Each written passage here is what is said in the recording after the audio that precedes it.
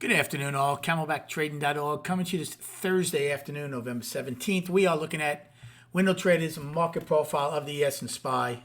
I'm going to say for me personally, this is one of the hardest days market generated information wise that occurred. Very difficult for me. I think I made about 150 bucks after all commissions and fees. I lost on 5 trades today. So if I did make about $150, I'm thrilled. If I had any patience, I would have made a lot more than that on the short I finally had. But this was a day of, it was just very tough. First and foremost, why have a gap over $4, right? Now, I know we had an inside day yesterday. I know we traded at the lower end of the range. We had the market was long. Okay.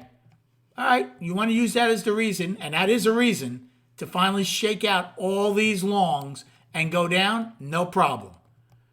But then to stop where we open and get absolutely nothing for their efforts after that is just numbing to me. Not once, but 4 times we had a chance to take out today's low and get the overnight low. We did not get the overnight low or high. Just like the IB high and low, that occurs about 95% of the time. So that being the case, it's only like once a month. Well, that's one of the times we didn't get it. Then we start going from 5 for 5 wide. Not only do we go trend up. Now remember, we also had an inside day down, right? Then we go trend up and get not one, but 2 sets of single prints and have a triple distribution day up at one point. We get right to the gap and fill it, and then they shut off. That's all they wanted to do. And they come back and take back the triple distribution day. Now I'm like, okay, well, maybe L period. Can they really go and make a new low on the day and finally get the overnight low? Possibly. And then M period says, right back up, and look where we're trading. So in the bigger picture, all 3 of our time frames are in different levels. The monthly's balanced, the weekly's up, the daily's down. So tomorrow, if we take out today's high, then we're right back to balance on the daily. So I guess I can go over the trades. There were a lot of them. I lost on a short in B, thinking we're going to go get the overnight low. I made a long money on a long in B to stop the one-time framing and take out A's high. That was good. But then I lost in D because I thought we were going to take out the overnight low. Lost on that short. I missed the long in E. Really frustrated me. I was like, they're going to get the IB high finally, and I was just not quick enough to get it.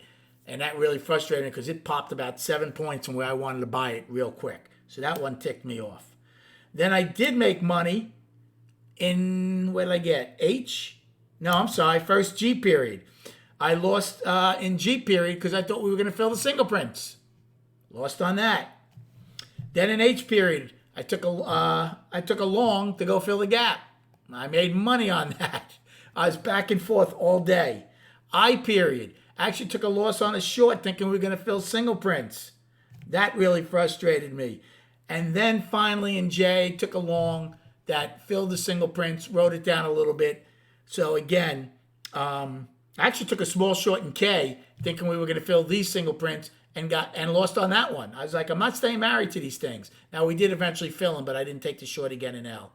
So net, I think, after all was said and done, with the commissions and fees, I probably made about 150 bucks. We'll see tomorrow morning. But the MGI was all over the place. Very difficult. For me, anyway. For our upside, we have today's high of 394.95, and then you should have the other upside ones. And for today's low, we have 390.14. That's it. So we had just under a $5 range with just the day's high and low. And before I get to ES's numbers, let's look at the other ones. Q's are the same thing. Look at how Q's, not only didn't they get the overnight low, they never saw the opening again. And they got their wide POC from yesterday. We never did that. So that's different, but they only have the day's high and low. And for Russell, they end 10 wide, never fill their gap. So they still have a gap of about 75 cents. ES's numbers will be on the downside 13.75, and on the upside, that's today's low. 62.50 is today's high. You should have all the others we gave yesterday and over the last few days. And then just quickly on the chart, tomorrow night we have So we have options expiration tomorrow. We'll recap all of these charts tomorrow night, all three indices. So the monthly is still just balance. It's a 3-month balance, right? The weekly is up. Nothing's changed there. It'll be important, whatever this week's low is, to, for buyers to hold that. They don't want that to come back into balance.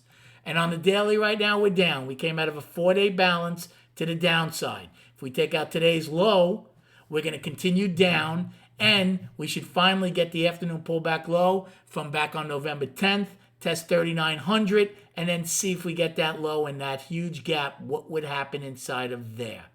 On the flip side, if we take out today's high, then we're back into balance again, and we'll see if we'll work our way back up to start looking to attack this gap from back in September, on September 13th. Okay, this one right here. That all remains to be seen. The 20 keeps moving up. Right now it closed at 384.73, so we're almost $10 above it. And the 200-day moving average is at 406, so we're $12 below that. So what are we going to get first, the 200 or the 20? Thanks for the likes and subscribing. I hope you had a good day trading today. I'm mentally exhausted. Enjoy your evening, and we'll speak prior to the opening tomorrow.